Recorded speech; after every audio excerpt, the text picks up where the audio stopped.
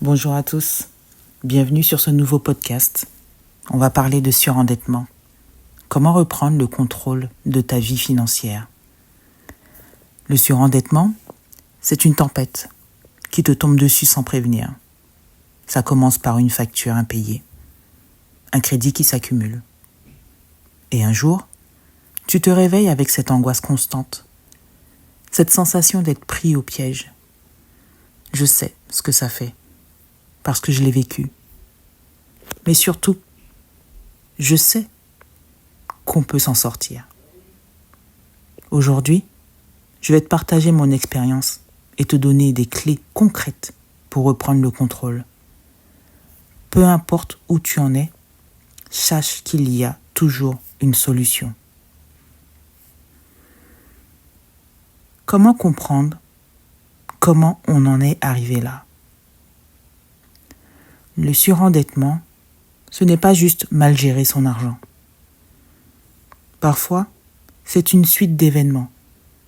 Un accident de vie, une séparation, une perte d'emploi. On ne le voit pas venir.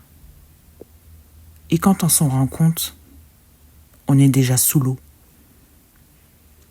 Moi, tout a basculé après. Mon licenciement pour inaptitude, suite à un burn-out. À ce moment-là, je pensais pouvoir gérer, mais j'ai vite vu que les dettes s'accumulaient plus vite que mes revenus. Pourquoi? Parce qu'on n'a pas le contrôle sur les revenus, sur les entrées des différentes administrations qui gèrent ta perte d'emploi ou alors ta maladie. Il n'y a pas de date fixe, sauf que les prélèvements, eux, ont une date fixe. Forcément, à un moment donné, ça ne colle pas. Le message que je peux t'apporter par rapport à ça, c'est que ce n'est pas une fatalité. Ce qui compte, c'est la manière dont on choisit d'agir. Les 3 erreurs qui t'empêchent de t'en sortir, c'est premièrement, ignorer la situation. Quand on est submergé, la tentation, c'est de fermer les yeux. On repousse les courriers, on évite d'en parler. Mais plus on attend, plus la situation empire. Après, il y a aussi la fâcheuse manie de vouloir multiplier les crédits pour survivre. C'est l'erreur classique. C'est de prendre un crédit pour rembourser un autre. C'est comme écoper un bateau qui prend l'eau sans jamais colmater la fuite. Est-ce que tu vois ce que je veux dire? Et enfin, vouloir gérer seul par honte ou par fierté. On se sent coupable. On a peur du jugement. Mais malheureusement, s'isoler, c'est la pire des choses à faire. Alors, comment dois-tu prendre le contrôle? Surtout, reprendre le contrôle. Il faut que tu fasses un état des lieux clair. Prends une feuille. Note tout. Dette, charge, revenu. Ce qui est mesurable devient gérable. Ensuite, négocie et priorise.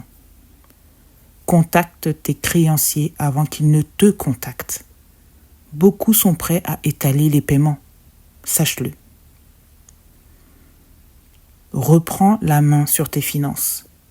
Fixe-toi une règle. Ne plus subir l'argent, mais en être le maître. Même si c'est dur au début, chaque petit pas compte. Crois-moi.